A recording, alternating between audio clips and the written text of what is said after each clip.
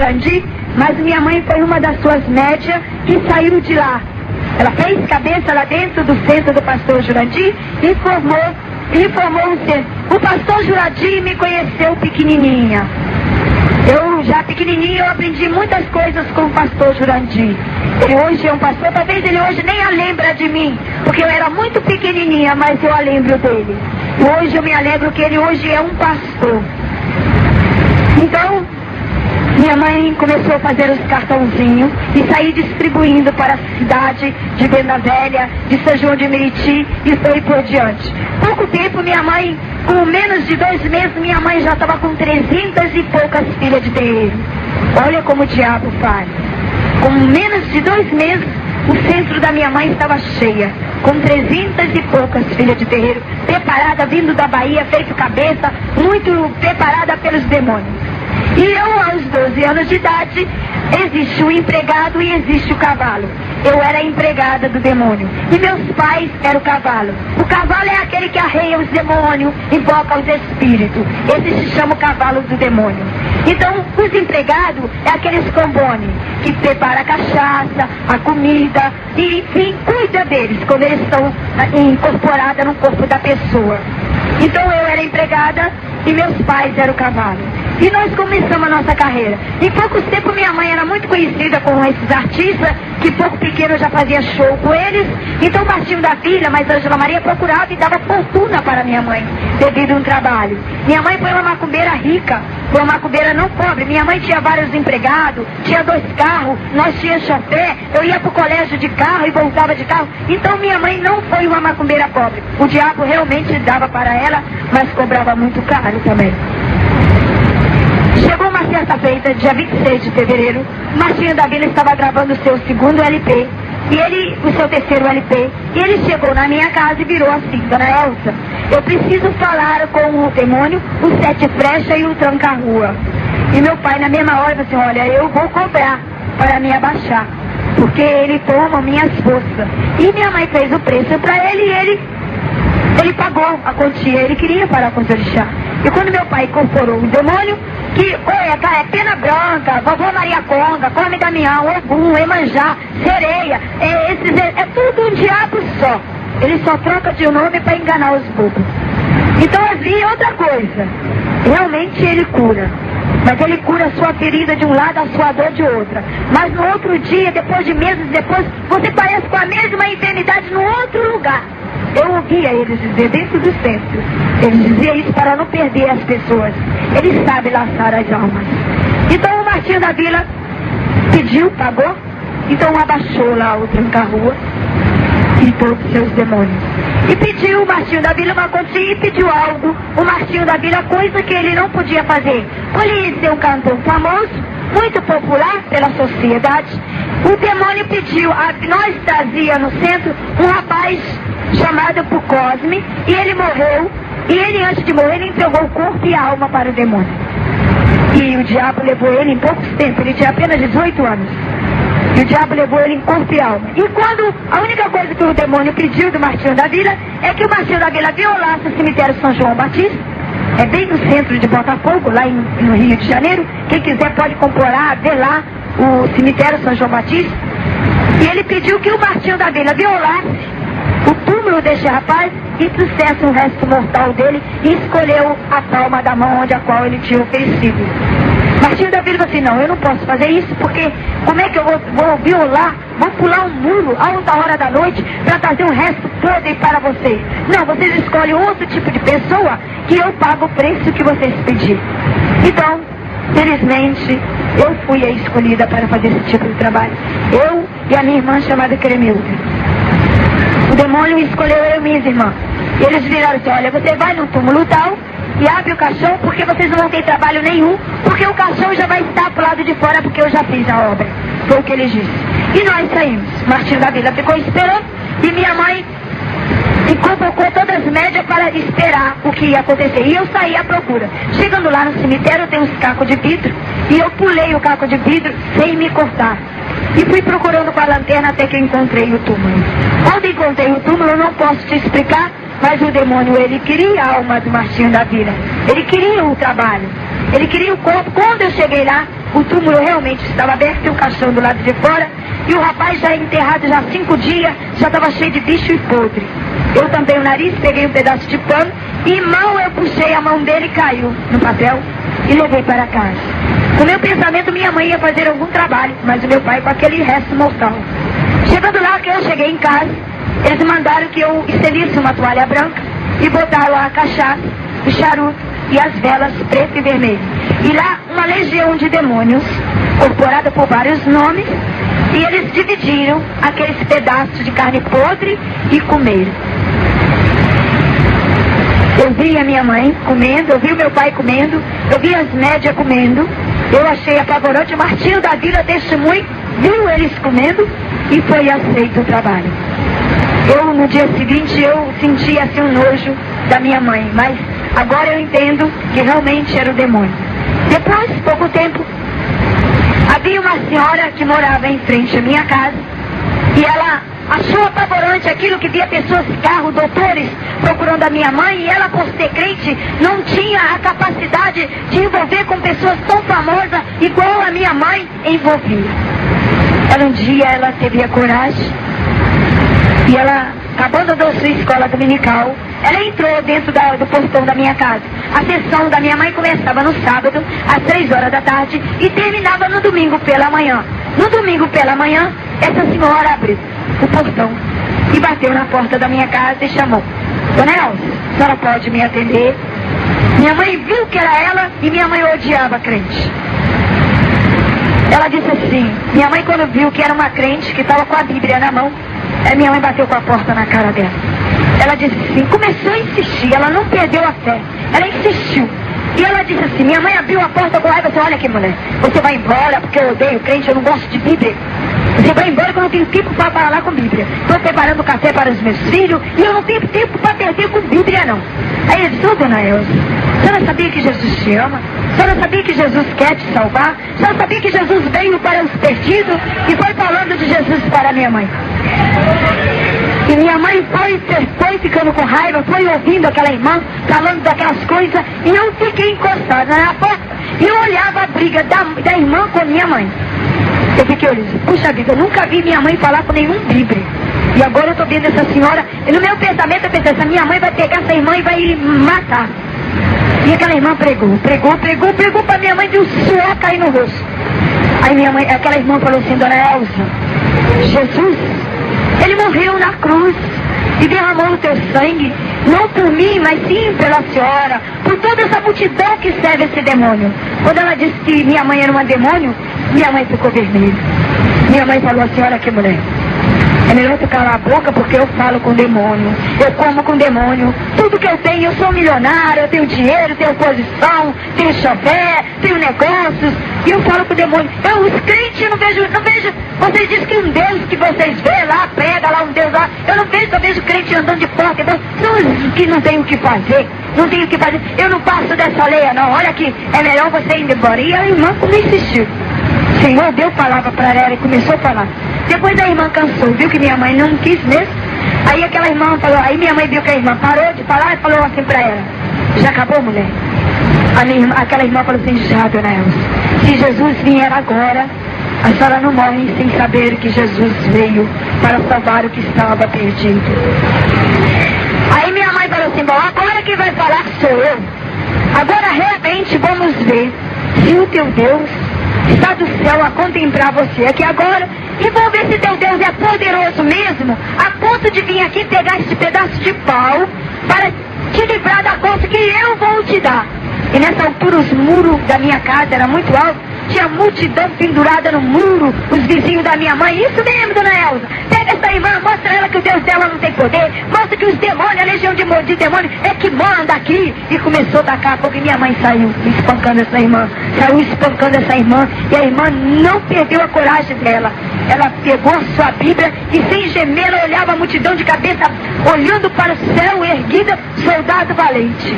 E quando chegou ao portão havia 3 degraus para descer e para subir. A minha irmã com raiva dela, porque ela estava demorando a sair demais, a minha mãe empurrou ela com a mão, ela tropeçou, caiu, bateu com a testa na escada. Você vê só que o corte dela foi tão fundo que ela levou 35 pontos na cabeça. dela esguichava, que voou no muro do centro e caiu. Os filhos dela, o marido dela, veio, pegou o lençol, voltou na testa dela. Os filhos dela ficou apavorado e o filho dela foi lá dentro para pegar a faca para matar minha mãe. E nessa altura meu pai tinha ido comprar pão. Meu pai não viu a briga e saiu para comprar pão, e o menino dela, o marido, queria mesmo fazer um massacre. E aquela irmã toda lavada de sangue, na ponta, quase de manhã, você: não, filho, não faça tal coisa. O Senhor tem um grande plano na vida da dona Elsa. Minha mãe, vendo ela falou aquilo, minha mãe ficou mais revoltada ainda e disse: olha aqui, mulher, você vai agora, fala com aquele seu e mostra pra ele o que eu fiz com você. E fala pra eles que desse portão para dentro é o meu inferno e daqui pra fora é o céu de vocês. Você fica com seu Deus, que eu fico com meus demônios, porque passar pra Bíblia jamais eu passarei. Eu disse: dona Elsa, ainda não acabei de ler a palavra de Deus. A irmã estava toda lavada de sangue. Está escrito também aqui nas Escrituras Sagradas que o Senhor disse, e ela mostrou na Bíblia para minha mãe, o Senhor disse: ai daquele que tocar nos meus pequenininhos, e a senhora tocaste na mais pequenininha. E tem uma coisa, dona Elsa, que eu vou lhe falar: quando o sangue do cordeiro não for derramado na cruz em vão, este meu também não será. Eu creio em Deus que toda a tua família irá salvá-la, e tu irás me pedir perdão, dona Elsa. E o filho dela levou ela para o hospital, e quando aquele dia foi uma coisa, minha mãe sorria, alegria. Aquele dia o demônio teve uma vitória, porque o sangue de inocente estava rolando ali na rua e os vizinhos se adoraram. Mas o diabo, a alegria do diabo é pouco tempo. Ele começa a se alegrar, mas é só fogo de palha. Quando você vê assim, uma pessoa que está muito aí, que aquele centro lá é bom, hein? É só fogo de palha. A alegria do demônio, ele é derrotar. O tempo foi passando, minha mãe esqueceu, aquela irmã não esqueceu, Jesus principalmente não esqueceu. E uma coisa que eu vou te falar, guarda hoje em seu pensamento: Jesus, quando quer a alma, ele toca naquilo que você mais ama. Se você ama mais o teu filho, Jesus toca. Se tu ama teu esposo, Jesus toca. Se você ama a sua esposa, Jesus toca. Aquilo que você mais ama, Jesus toca com as suas mãos. E foi o que aconteceu na minha casa. Dentro da minha casa, eu era caçula, e eu era a coisa mais preciosa lá dentro da minha casa, era eu. Tudo da melhor qualidade era pra mim. Até babá para me levar no colégio era eu. Então eu era um instrumento precioso para meus pais e minha mãe. E minha mãe esqueceu o que ela tinha feito. 6 meses depois, era dia de caboclo e dentro do centro. E dia de preto velho. Preto velho é aqueles que ele diz, aqueles vovô. É um demônio só. É um demônio só. Eu posso dizer, eles chamam de santo, mas santo que eu conheço hoje é só Jesus. Era dia de preto velho, dia da vovó, da tal da vovó de Maria Conga, que é um demônio, né? Era dia da tal da vovó Maria Conga. Então minha mãe fazia, era dia deles, e minha mãe fazia numa todos os centros espíritas, quando é dia dos caboclos, dos pretos velhos, eles fazem uma comida com quiabo e carne moída, e faz aquela comida, aquela panelada, e nós somos obrigados a sentar no chão e comer junto com os diabos. Comer com a mão junto com o diabo. Então, esse dia minha mãe tinha preparado a comida e ela tinha passado as minhas baianas. Baiana é aquelas roupas que eles usam, aquele saiote redondo, aquilo se chama, se chama aquele saiote e eles se chamam de baiana. Então minha mãe tinha passado engomada as minhas baianas e falou assim: Alina, olha, você vai para o centro que a vovó Maria Conga quer receber o prato da sua mão. E ela, o Senhor não permitiu dela me olhar com os olhos de mãe. Eu falei assim: mãe, eu hoje não vou poder servir a tal da vovó e os outros, porque eu estou com uma coceira insuportável no meu corpo e a senhora não me notou hoje. Ela disse: olha, para de brincadeira e vai ao centro. E eu não demora não, que eu já estou indo. E minha mãe foi, que já tinha começado a sessão. Quando ela acabou de virar as costas, eu estava me coçando, não aguentava mais. E eu peguei o saleiro que estava com sal e envolvi na água e passei no meu corpo, piorou. Depois eu peguei o álcool, passei no meu corpo, já estava vazando. Eu comecei a pegar a faca de serra, tudo que encontrar, pedaço de pão, passar no meu corpo.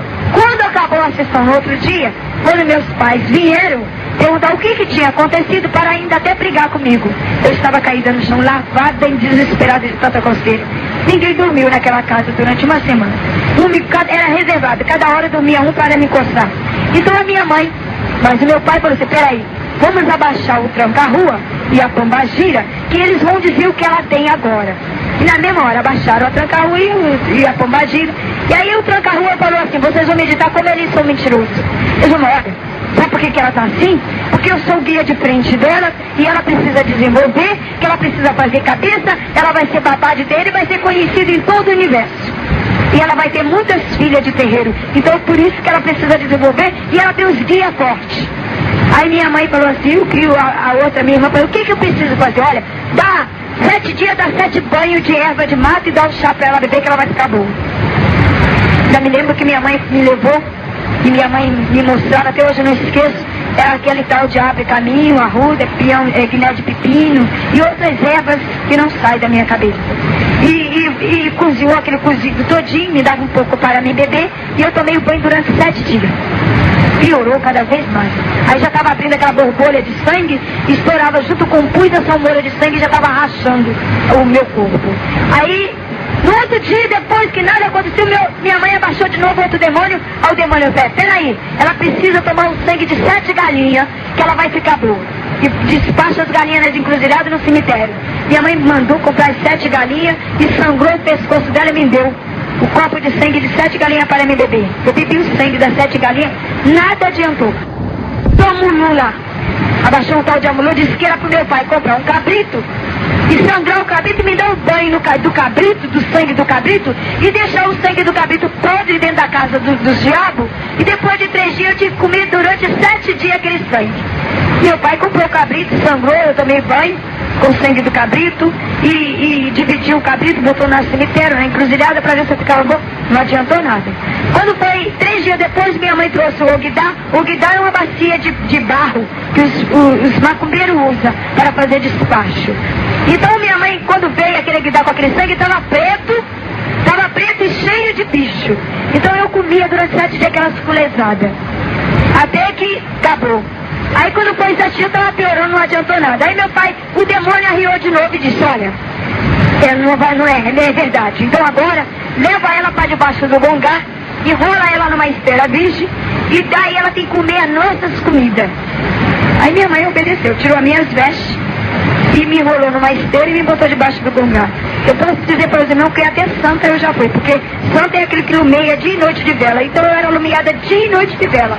Não podia apagar uma vela, toda hora tinha alguém acendendo uma vela. Era lumiada dia, parecia uma oferenda. Parecia até que eu já era santa.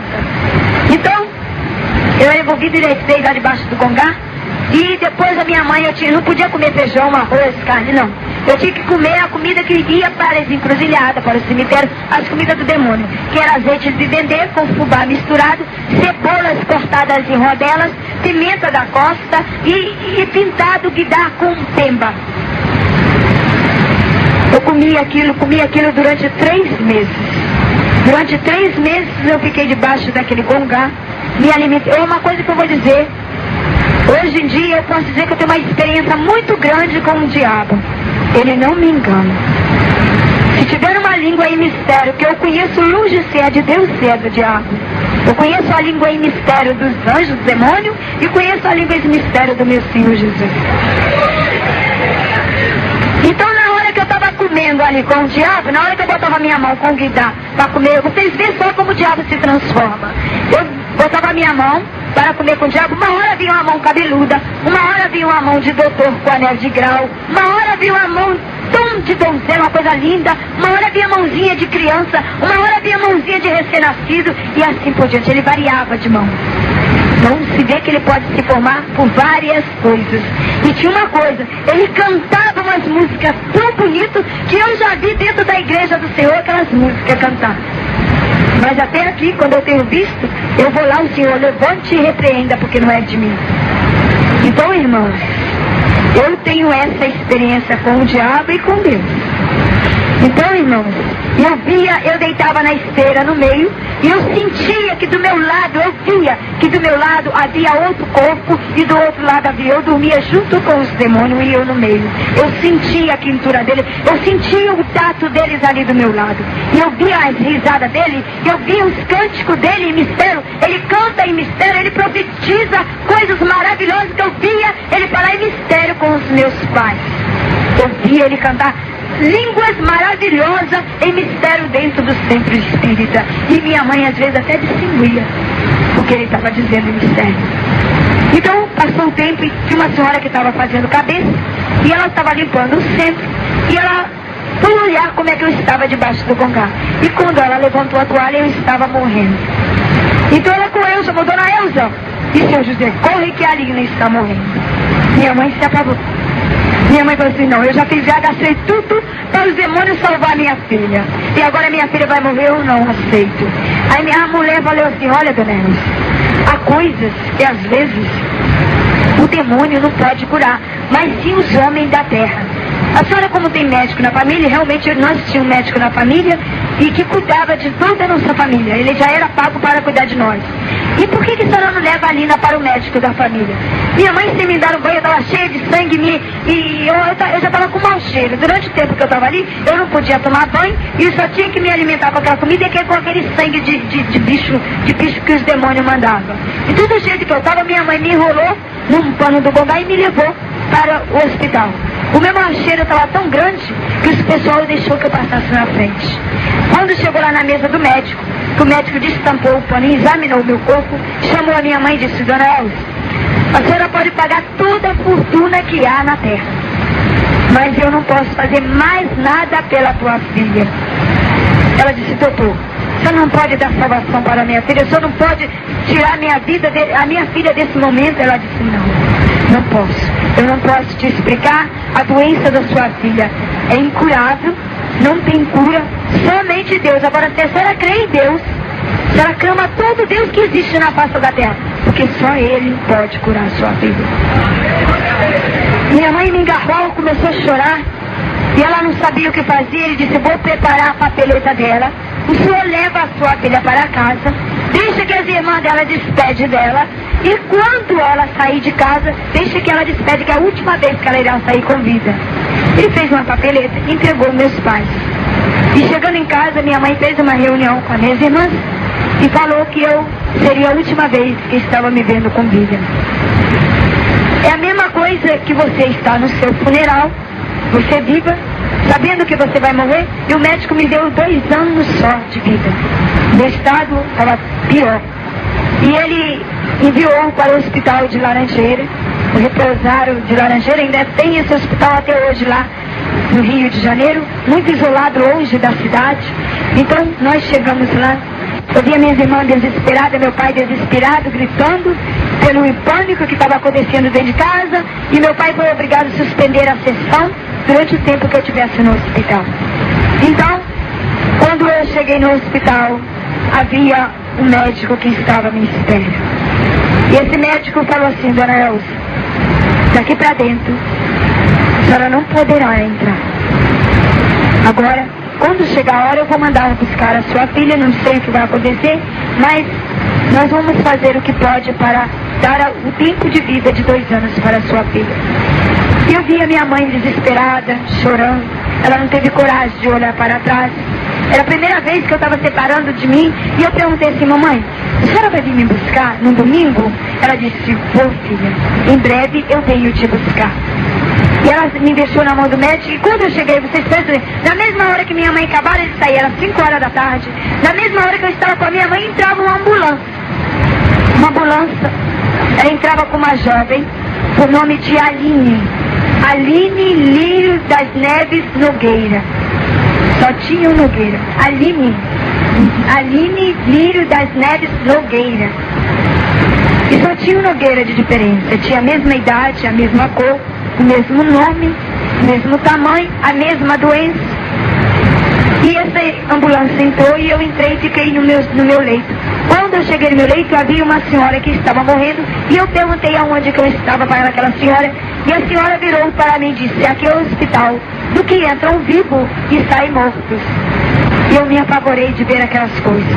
Na mesma hora, poucos minutos, eu enganava o guarda e fugia. E naquele mesmo minuto, no outro dia, essa Aline morreu.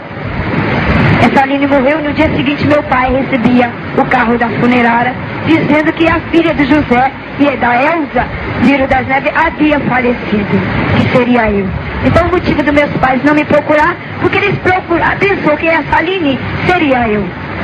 Então meus pais pegou essa Aline e enterrou no meu lugar, sendo eu que estava viva. Então eu corri daquele hospital e quando foi às 6 horas da noite eu estava na cidade ali, em Copacabana. E eu, como toda criança que corre, anda o dia inteiro, eu deitei ali na calçada. E quando foi pela manhã, no dia seguinte, eu acordei com o barulho dos carros. Eu fui para a beira da praia, lavei meu rosto, e as moscas já estavam voando sobre o meu corpo, e comecei a brincar um pouquinho na areia da praia. Depois me deu fome.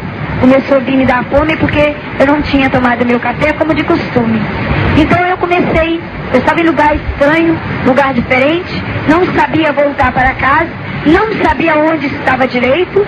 Por eu morar no Rio de Janeiro, meus pais não me levavam no centro da cidade, era de casa para o colégio, do colégio ainda de carro. Eu não tive tempo para conhecer o que é o mundo, o que era a vida. Então, eu vi na minha cabeça, eu vi muitos apartamentos e falei assim, eu vou procurar trabalho. Mas eu esqueci que dos meus braços, das minhas pernas, descia são moras de sangue. Estava condenado, estava inchado, estava condenado pelos médicos. E eu esqueci que eu tinha uma doença condenada. E eu esqueci disso. E fui pedir emprego. Eram 7 horas da manhã, eu comecei a pedir emprego. As madames abriam a porta, perguntavam a minha idade, olhava para mim e batia com a porta na cara. E eu fiquei de 7 horas da manhã até meio-dia, sem tomar o café e sem achar o trabalho. Depois, eu peguei uma latinha de gordura de coco carioca e eu estava sendo meio frio e fui apelar pela comida. Eu comecei a pedir comida pelas madames e quando já era 1 hora eu já estava quase desmaiando de fome. Eu vi uma empregada que abriu a porta e eu dobrei o joelho diante dela e pedi a ela, pelo amor de Deus, que ela me desse qualquer comida que ela tinha encontrado na cozinha, mesmo que tivesse podre. Ela disse, olha, eu tenho uma comida aqui que eu vou jogar fora no lixeiro, mas já que você é mendigo, é necessitado, eu vou botar para você. E eu disse e esperei lá no meio frio da rua. E quando a comida chegou para mim, já era comida que já tinha umas 3 semanas. Já estava cheia de bicho, tinha espinha de peixe, tripa de galinha misturado, água, pó de café. E eu separei o que era para mim e comi. Não vou dizer aos irmãos, não tenho vergonha de dizer isso. E eu comi. Depois eu fui para a feira livre, fui pegar um saco de sopa e fui encher o saco para que eu pudesse comer e não pedir mais. Depois eu comecei a comer, para acabar de me saciar a minha fome, eu comecei a comer as laranjas com casca, as folhas de alface, o tomate podre, o que encontrava. Depois eu fui jogando dentro do saco as cabeças de peixe e eu não tinha lugar para dormir. Um dia eu dormi em casa abandonada, um dia eu dormi em carro velho, e assim um dia eu dormi na calçada, um dia eu dormi na areia da praia. Tempo de frio, eu cavava um buraco na areia da praia e me esquentava pela areia da praia. Eu não tinha. Eu agradeço hoje a Deus o pouco que eu tenho. O mar me deu muito alimento. Muitas vezes havia morte de peixe e eu não queria saber da onde via, do que morreu.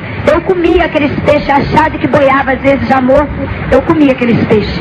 As cabeças de peixe, você pega uma cabeça de peixe de 3 dias e deixa pro lado de fora para ver o que acontece. Enche de bicho. Hoje eu já comi cabeça de peixe cheia de bicho lavada nas ondas do mar ali do Rio de Janeiro. Às vezes a onda levava as carnes cheias de bicho, só voltava para mim o osso. Eu não me vergonho de dizer. Eu também não me vergonho que eu já fiquei nas portas assim dos lanchonetes e às vezes eu via todo mundo de paletó e gravata. Para mim todo mundo era crente. E eu tenho uma cicatriz nessas minhas mãos que ela me condena até hoje. Essa mão minha, ela se rachou e deu bicho, minha mão era inchada. E dentro do experimento as moscas botaram ovo e deu bicho, escorrer pelas minhas mãos. Bolinho, sanduíche para mim, era muito difícil eu conseguir. Às vezes eu esperava alguém largar um restinho de refrigerante no copo, eu tirava na boca, um pedaço de coxinha de galinha jogava na lixeira, eu ia lá, apanhava, comia. As migalhas que caíam no chão eu comia para mim. Eu não me vergonho de dizer isso não, para que você veja quem é Jesus. Depois, havia um senhor, eu não esqueço até hoje, esse senhor comprou uma coxinha de galinha. Por ele ver o meu estado, as minhas mãos, jogou a coxinha de galinha pro meio fio. E eu corri atrás, o carro passou, levava sempre a metade, ficava no pneu e o que sobrava eu comia. Não me vergonho que eu já fui em espetáculo. Eu era rejeitada pelos próprios mendigos. Os mendigos não me aceitavam, a sociedade não me aceitava. E eu fiquei abandonada, longe de tudo e sem saber o porquê. Sem saber do motivo do meu sofrimento. Sem eu ter feito nada com ninguém. Mas eu estava ali na sarjeta pagando um preço que eu não sabia de onde que era. Depois, os mendigos faziam amizade comigo assim. Eles me pegavam pelo braço e me jogavam diante do carro. Muitas vezes o espelho do carro batia no meu rosto e eu caía desmaiada e acordava no outro dia com a orelha cheia de sangue, botando sangue pela boca, porque eu sofri acidente. Então os mendigos me davam, me batiam de paulada para ver se eu morria. Muitos mendigos às vezes me levavam, me jogavam na areia da praia, me jogavam dentro do mar. Eu já sofri tudo isso. Depois, certo momento, eu estava sentado em Ipanema e estava pensando aonde estavam os meus familiares. Por eu ser tão amada pelos meus pais, por eu ser tão amada pelas minhas irmãs, por eu ser tão amada pelos meus familiares, e eu estava isolada daquele mundo que não conhecia. Apareceu 3 jovens perto de mim, e um ficou vigiando a polícia e 2 ficou sentado e eu no meio. Eles perguntaram meu nome e eu disse que meu nome era Alina. Ele disse assim: Alina, você quer trabalho? Eu disse que queria. Ele disse assim: olha, eu tenho um trabalho para você que vai te dar dinheiro e que irá te curar, e aonde você vai ganhar muito dinheiro para você voltar para casa. Eu disse: eu quero trabalhar. Ele disse assim: mas o nosso trabalho tem que fazer um teste. Eu disse: que teste? Ele disse: você conhece o que é isso? Ele estava envolvendo em sua mão um cigarro e perguntou se eu conhecia maconha. Eu disse que não. Ele disse: pois é, o nosso primeiro teste é esse. Como de costume na quadrilha, nós queremos que a pessoa fuma maconha, mas no que é o teu caso, que vai ser muito especial para nós vamos querer que tu come a maconha. Fumar já é horrível, comer pior ainda. Eu disse: não vou comer a maconha. Ele disse: ah, você vai comer a maconha. Eles só davam sinal. Eles me pegaram pelo braço, me levaram para a areia da praia e começou a me bater. Eles me batiam um bocado e me jogavam dentro da água do mar. E me batiam outro bocado e jogavam dentro do mar e disse: você come ou você morre? Eu disse: não, não quero. Então espanca ela de novo. Depois que ele estava cansado, que eu já estava inchada, que meu olho já estava roxo de tanto apanhar, minha boca já estava toda arrebentada de sangue, ele puxou o 38 e apontou na minha cabeça com o gatilho já apontado. Ele disse mais uma vez: agora ou você come a maconha ou você morre aqui, porque para mim você não faz diferença, e para o mundo será um mendigo a menos. Eu disse: não, eu como a maconha. Ele sorriu, assim: dá a maconha para ela. E eu comi a maconha. É uma coisa horrível, irmão. É uma coisa péssima, é uma coisa...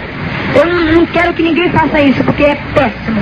Depois eles começaram a rir e perguntou se eu gostei. Mas eu estava tão apavorada que eu ficou amargo. Depois ele disse: agora pega 4 bolinhas, você vai conhecer o que é bolinha, e mostrou. Sabe o que é isso aqui? Isso aqui é bolinha. Você vai ver que gostoso é tomar a bolinha. E jogou as 4 bolinhas na minha boca. Depois ele pegou um pacotinho e disse: olha, isso aqui se chama pozinho da Loló. Ele começou a cheirar o pozinho e disse que era para me fazer o mesmo. E eu cheirei os 4 pacotes do cheirinho da Loló. É um pozinho branco. E eu cheirei o pozinho da Loló. É uma coisa horrível. Ele arrebenta o nariz, depois de aviciada, ele entra na nossa cabeça, sai queimando pelo cérebro que você fica louca. Pecador, isso aqui teu por dentro arrebenta tudo. Depois ele disse: agora você vai conhecer a droga maior que existe. E eu disse: o que? Ainda tem coisa? Eu já estava já meia zonza, eu já estava vendo as pessoas tudo diferente. Eu comecei a ficar transformada. Ele pegou um cadastro do sapato e amarrou no meu braço. E pegou uma agulha e adaptou aonde eu conheci o que era o LSD. Eles adaptaram o LSD. É um demônio líquido que entra pelo teu sangue e sai queimando todo o teu ser. Eles me amordaçaram que eu queria gritar e não podia. Depois de dopada, eu estava enxergando, mas eu estava vendo... Eles, para mim, estavam um monstro. Eu estava vendo tudo monstro na minha frente. Eu vi as pessoas todas diferentes na minha frente. Me jogaram dentro do carro e me levaram para o Morro do Jacarezinho, ali mesmo na cidade do Rio de Janeiro. E quando foi no dia seguinte, eu estava meia zonza, eu conheci o meu patrão. Se chamava Paulo Roberto, vulgo Navalinha, fugido da Ilha Grande, procurado pela polícia vivo ou morto, por vários estrupos, assaltos, assassinato. E ele tinha uns homens de 10, 20 homens trabalhando. E comigo era 21 homens. Eu já estava fazendo parte daquela quadrilha. Ele deu prazo para mim e começou a me dar as drogas até que eu me aviciei. Depois eles me deixaram uma semanas sem a droga, e depois que a gente avicia das drogas, muitas vezes eu roubava a roupa do vizinho para vender maconha, para comprar maconha para mim. Muitas vezes eu roubava as coisas dos outros alheios para comprar o LSD para mim. Eu não tinha lugar para adaptar o LSD. Eu adaptava na cabeça, eu adaptava muitas vezes, os irmãos podem notar que essas veias minhas, ela é um pouco delatada. Ela era pior. Mas agora Deus fez essa transformação no meu pescoço, na minha voz. Pela lei dos médicos, eu nunca mais iria cantar, iria falar, porque quando eu falava, eu jogava sangue, foi devido à agulha de tanto adaptar e o LSD, a agulha ser rejeitada. Muitas vezes a agulha quebrava no meu pescoço e eu pedia o pivete para morder e puxar. Eu não tinha parte para tomar o LSD. A veia da minha cabeça era rejeitada, a agulha, a veia dos meus braços, das minhas pernas. Eu não tinha parte no meu corpo. Aonde havia veia, onde a agulha aceitava, eu deixava ali o líquido maldito. Depois, para me obter a droga sem eu pagar nada, eu teria que ir visitar todos os morros da favela.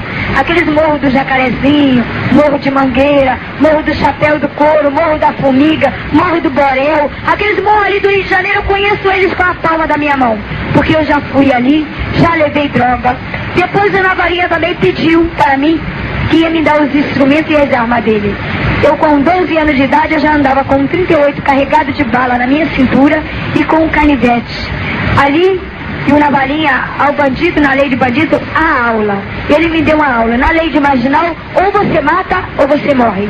Então ele dizia, olha, se vier alguém tomar a maconha, a droga de você, você atira para matar. E eu atirava, irmãos. Não vou dizer aos irmãos que eu nunca atirei. Eu já atirei pessoas já atiraram em mim. Eu já esfaqueei pessoas. E não tinha medo não. E uma coisa que eu vou te dizer, andar com arma de fogo é um verdadeiro demônio, porque você aponta a primeira bala, dá vontade de você derrubar a bala todinha que está no tambor. Era assim. Eu gosto, todo mundo que eu via, eu atirava. Eu provocava briga só para me atirar. E eu só vivia cheia de bala. Eu não tinha medo da polícia, porque a polícia não me revistava, porque eu já era podre em vida. Eu tenho marca no meu corpo, cicatriz, que hoje eu agradeço a meu Deus. Depois, o Navarinha falou assim, olha Lina, você tem que ir a São Paulo, você tem que se virar, pegar uma carona de carro e ir a São Paulo. E eu pegava carona de carro escondido e ia a São Paulo, fazia tráfico de droga lá, trazia outras drogas de lá, entregava e nunca, às vezes a polícia me pegava, às vezes eu provocava briga e ia presa para me dar maconha lá dentro do presídio. E muitas vezes eu não ficava, eu já fui presa, já dei 8 entradas dentro de delegacia. É muita, já dei 8 entradas de delegacia, fichado ali na delegacia. Às vezes os guardas pegavam meu 38 cheio de bala, eu dizia que encontrava pro meio da rua, e eles tinham tanto nojo, o delegado me botava pra fora, não demorava muito tempo não. O delegado não demorava comigo muito dentro da cadeia não, porque à distância ele não podia comer um sanduíche, devido ao mau cheiro. E eu tinha às vezes que sair pra fora. Muitas vezes dormir dentro de delegacia não é bom. Muitas vezes eu estava dormindo no chão pior do que esse aqui. Eu tinha que beber a água, que às vezes eu dava descarga dos detritos. Eu tinha que beber aquela água que caía do vaso para beber. Muitas vezes eu estava dormindo no chão, sem coberta, sem travesseiro, e vinha o guarda dizendo, hora de lavar o presídio. E jogava aquela água gelada em cima do meu corpo. Deus me poupou dessas enfermidades de tuberculose, de pneumonia. Eu não tive nada disso durante a minha sarjeta. Muitas vezes eu não gosto de ir ao Rio de Janeiro porque, inclusive quando eu chego na rodoviária, ela me deixa a marca. Muitas vezes tempo chuvoso no Rio de Janeiro de friagem, eu vi os outros mendigos, pivetes dormindo dentro da rodoviária, e eu, às vezes o guarda procurava onde que eu estava e me jogava para fora, e muitas vezes eu encolhida por lá de fora, a chuva caindo no meu corpo, e eu chorando querendo entrar, e não podia. Eu era pior do que aqueles que estavam lá dentro. E eu pedia, pelo amor de Deus, que era para eles me agasalhar pelo frio. Mas hoje eu amo esse Deus que me transformou. Eu não sei como agradecer a Deus. Hoje eu tenho a alegria de Deus no meu coração, porque eu renasci outra vez para Ele. Depois de tanto sofrer, meu esposo, pouco tempo, ele dizia para mim, ali naquelas assadeira que assa na padaria as galinhas. Ele dizia para mim, aquilo é televisão de cachorro. Eu disse, não, filho, aquilo é televisão também de mendigo, porque muitas vezes eu olhava a galinha lá e eu não podia comer. É duro você ter sua comida. Muitas vezes eu lembrava da comida do resto que eu havia deixado na minha casa, o pão, o carinho dos meus pais. Eu lembrava disso tudinho. Quando a gente está sozinha, isolada pelo mundo, é que nós vamos meditar a falta que faz o ente querido nosso. Eu não vou dizer para os irmãos, eu não tinha amigo. Teve uma certa feita que eu cheguei para o Navalinha e pedi a ele que comprasse um prato de comida para mim. Ele disse que o mandato dele comigo era só droga. Eu tenho uma cicatriz neste braço, que quando eu fui a São Conrado, a Barra da Tijuca, ali no Rio de Janeiro, uma das cidades, uma do bairro mais rico do Rio, onde tem as melhores churrascarias, onde só vai doutores, pessoas grampinas. E eu estava olhando aos 12 anos de idade, eu já andava com um pedaço de pau apoiando o meu corpo, porque a enfermidade que eu tinha estava encolhendo o meu corpo. E as moscas não tinham lugar mais para pousar. Então eu pedi, eu olhava aquela comida e veio o garçom e falou para mim, o que é que você está fazendo? Eu disse, ô moço, me dá um pouco daquela comida que aquele doutor está deixando no prato. Ele olhou para mim e mandou que eu descesse da calçada, onde estavam os tapetes, e que era para mim aos fundos da cozinha, porque lá havia muita comida. E eu tinha muita dificuldade para caminhar. Eu não podia caminhar demais. E depois ele falou assim, vai lá nos fundos. E eu fui. Quando eu cheguei lá nos fundos, havia uma multidão de pessoas. Pessoas que jamais eu poderia contemplar. E eu dei a lata para que eles botassem comida e ele, um dos donos da churrascaria, virou para mim e disse, olha menina, nós não damos nada a ninguém de graça. Você, para obter essa bandeja de comida, você vai ter que fazer vários espetáculos para nós. E eu perguntei a ele o que era o espetáculo. Ele disse, você vai ter que imitar um bocado de bichos. Aí eu imitei tudo que ele... Se o mendigo tem sangue, eu quero ver. O mendigo sofre tanto e não morre. E eu quero ver se ele tem sangue. Eu tinha um ferimento no braço e eu tentei esconder. E ele olhou, me procurou e tirou o pedaço de pau que estava no meu apoiado e eu caí no chão. E ele disse para mim, aqui tenho uma cicatriz, deixa eu ver se eu posso ver se pode sair sangue. E ele pegou o pedaço de pau e rasgou a minha carne forçadamente, aonde eu trago essa marca no meu braço. É este braço aqui, irmão. Quando eu olho para essa cicatriz, eu me lembro que ela me custou muito caro um preço de uma bandeja de uma comida. Depois, eu olhando que eu não tive força para gritar, a dor foi muito forte e o sangue esguichou a longe. Eu vi a gordura do meu braço caindo no chão, o osso meu me aparecendo e eu perdi a vontade de comer. Depois o dono falou assim, joga a bandeja de comida em cima da cabeça dela. E eles pegaram a bandeja de comida e, para cumprimento, jogaram um balde d'água em cima de mim. Eu fiquei olhando aquelas comidas que descia misturadas junto com o meu sangue.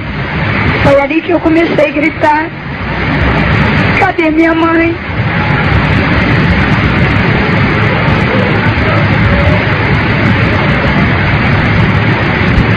Foi ali que eu senti a falta, a dor dos meus pais, que naquele momento eles não estavam ali para amarrar os meus braços.